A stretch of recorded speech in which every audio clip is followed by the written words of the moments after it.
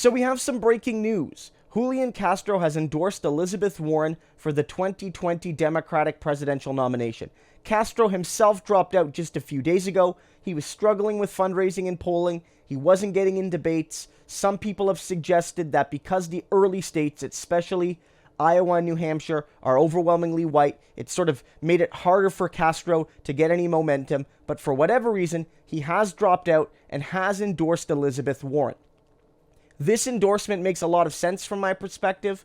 Castro does seem to be positioning himself on the left-leaning edges of the Democratic debate, on the Democratic presidential map, but not so far left that he would be, embracing a genuine leftist, a genuine progressive like Bernie Sanders. Somebody like Elizabeth Warren, who's more wedded to the party mainstream, even though she's pushing the boundaries a little bit, makes perfect sense as a match for Julian Castro.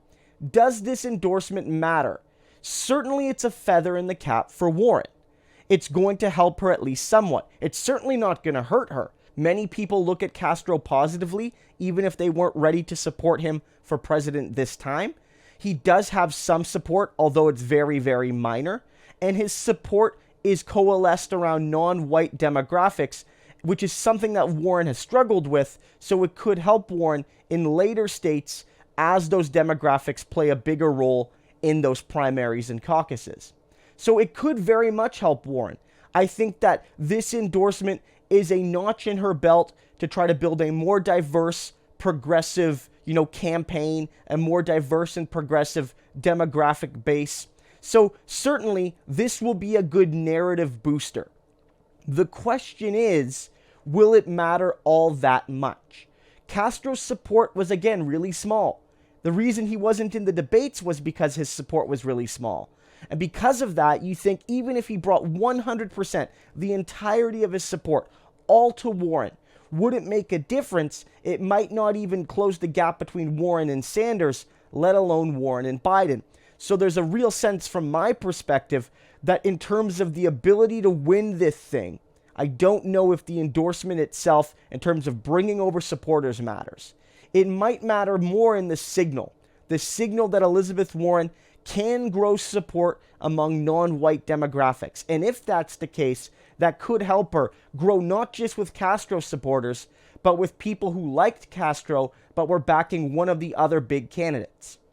And maybe if you liked Castro and you were leaning towards Biden for whatever reason, now you're going to shift to Warren. Or you were with Buttigieg, now you might shift to Warren. And that could help her more than just the mathematical weight of Castro's own first choice supporters. But at the end of the day, I don't see this making too big of a move. I see fundamentally this still being a two-horse race between Joe Biden and Bernie Sanders. Elizabeth Warren has fallen off, especially since she's begun to waffle on Medicare for All.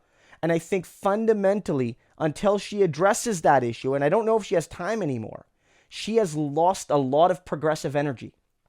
She still has support. She could still be in this race for the long haul.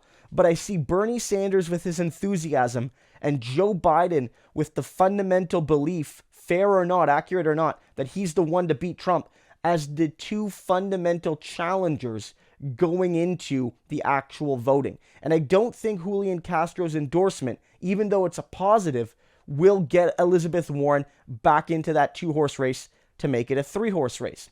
But if it does, I think this is an interesting move because Julian Castro would be a really interesting vice presidential pick for someone like Elizabeth Warren. Elizabeth Warren is older, she's white, she's from the Northeast, she represents a certain image of the Democratic Party, which has appeal, but not universal appeal. And I think someone like Julian Castro, who's younger, who's non-white, who comes from the South, who comes from Texas, has an immense role to play potentially in broadening a Warren-led Democratic Party base. And so I do think that Elizabeth Warren may be leaning towards picking someone like Julian Castro to be her vice presidential running mate if it gets to that point. You always have to balance it. Name your VP choice too early, and then it looks like you're trying to compensate for low polling numbers. You're trying to get a buzz. Or you look arrogant. Maybe both.